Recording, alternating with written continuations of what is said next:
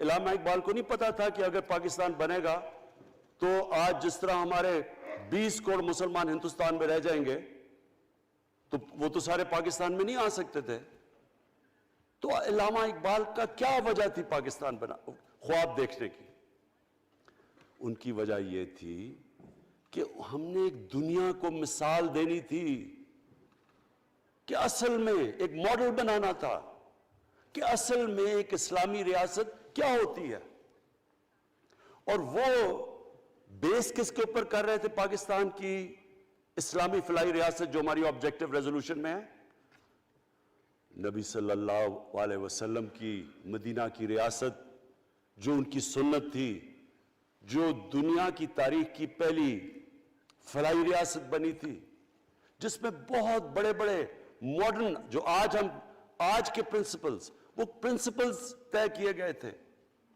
وہ ریاست بنی تھی اور وہ ریاست ایک ماڈل ایسا تھا کہ اس کے بعد ایک جن کو کوئی جانتا ہی نہیں تھا، ایک قوم، ایک عرب قبیلوں میں تقسیم ہوئی قوم جس کی حیثیت ہی کوئی نہیں تھی، ان اصولوں کے اوپر چلتے ہوئے یہ دنیا کی تاریخ کا معجزہ ہے جو ہوا اس کے بعد. یہ میں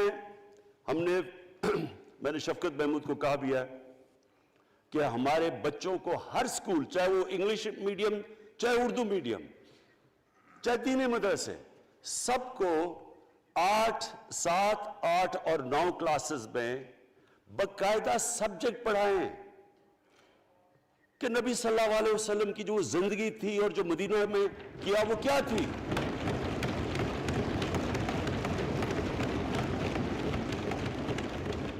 تاکہ ان کو پتہ چلے کہ اس ملک کا مقصد کیا تھا. بڑے لوگ جو پاکستان نہیں چاہتے تھے وہ کیا کہتے تھے؟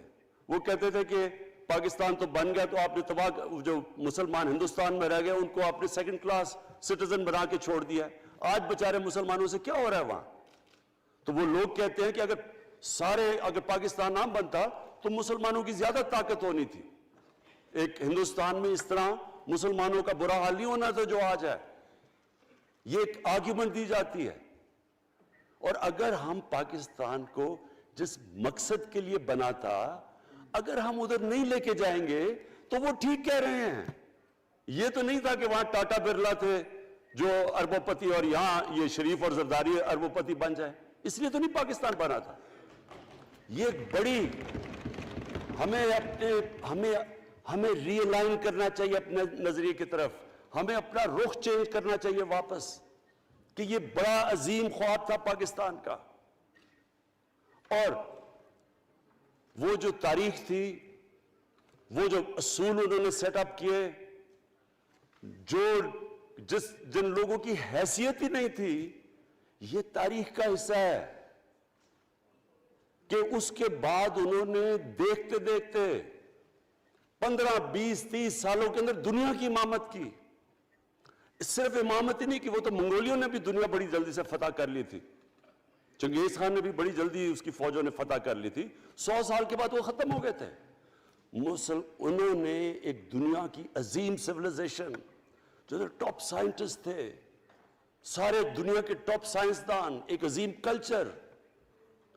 اور سب سے بڑی بات جو آج میں یہ کہنا چاہتا ہوں، انہوں نے اخلاقیات، ایک اخلاقی ایک مورل سٹینڈرڈ سیٹ کی دنیا میں. جب مسلمان گئے انڈونیشیا اور ملیشیا، وہاں تو کوئی مسلمان کی فوج نہیں گئی، وہاں تو کوئی تلواروں سے نہیں فتح کیا.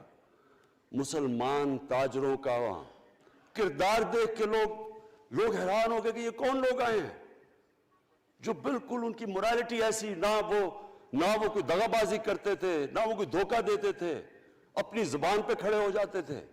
لوگ ان سے امپریس ہو گئے کہ کون سی قوم ہے. دیکھیں اسلام ہم غلط فہمی میں ہیں، یہ سمجھتا ہے کہ جی تلوار سے اسلام پھیلا تھا.